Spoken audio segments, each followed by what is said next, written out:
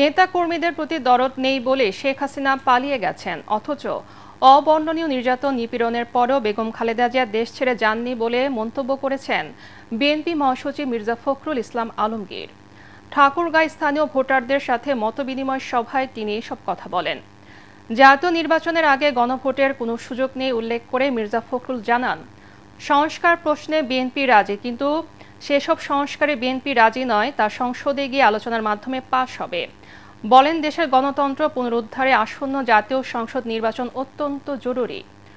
অন্তর্বর্তী সরকার নির্বাচিত নয়, তারা কৃষকের কষ্ট বোঝে না দাবি করে ফখরুল বলেন, বিএনপি ক্ষমতায় এলে কৃষক তার উৎপাদিত ফসলের ন্যায্য মূল্য পাবে।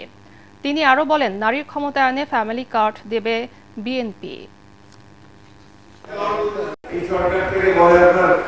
অন্তর্বর্তীকালীন সরকার ভোট করে আসেন, কিন্তু আমরা সবাই মিলে তাকে দায়িত্ব দিয়েছি, হাসিনা পালানোর পরে সে দেশ চালাবে এবং নির্বাচন করবে, তাই না?